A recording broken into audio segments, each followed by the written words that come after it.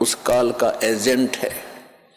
ये आपको ना जाने कहाँ सांग सिनेमा में ले जा करके वहाँ आपका समय व्यर्थ कराता है, और कहीं इधर झूठी भक्ति करवा के आपकी भक्ति धन का नाश करवाता है। किसी को आशीर्वाद देते हो, किसी को बद्दुआ देते हो, तो ये आपके भक्ति धन की चोरी हो रही थी। अब ये दास आपको भौंक रहा है गली गली में। पहले गांव गांव में गली गली में गए, प्रचार ज्यादा बढ़ गया तो फिर परमात्मा की वही आवाज इस दास के, उसके कुत्ते की CD DVD मेमोरी कार्ड बना के आप तक पहुंचाया। आप जाग गए, जो जग गए उनका चोर भाग गए, और जो अभी सोए पड़े हैं उनका चोर चोरी कर रहे हैं, उनको भी हमारा उद्देश्य है जगाएंगे, बार बार आवाज लगाएंगे। कभी तो वो कुंभकर्ण की नींद को त्यागेंगे, भक्ति में लागेंगे। वो भी आपके भाई बहन हैं जो अभी बिछड़े हुए हैं, उनको भी जगाना है। तो आज जो सतगुरु, भक्ति मुक्ति के दाता सतगुरु और भटकत प्राणी फिरंदा, उस साहिब के हुक्म बिना नहीं तरवर पात हिलंदा।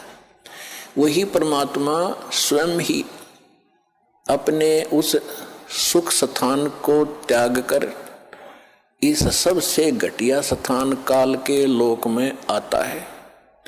सह शरीर आते हैं वो दाता, प्रत्येक युग में एक लीला करते हैं, एक बालक रूप में कमल के फूल पर प्रकट होते हैं। कुंवारी गायों से उनके बचपन की परवरिश होती है, और फिर बड़े होकर के वो परमात्मा एक आम नागरिक की भी, अच्छे नागरिक की भूमिका करते हैं और सतगुरु की भूमिका भी करते हैं। और फिर उसके अतिरिक्त दूसरी स्थिति में वो कभी भी प्रकट हो जाते हैं किसी स्थान पर, कोई साधु संत रूप बना के।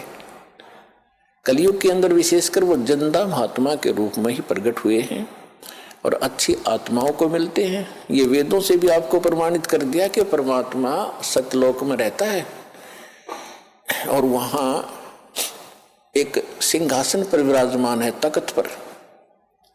असंग ब्रह्मांड के कंट्रोलर के तख्त यानी सिंहासन पर, राजगद्दी पर मालिक बैठे हैं। वो महाराज हैं, वो भगवान हैं।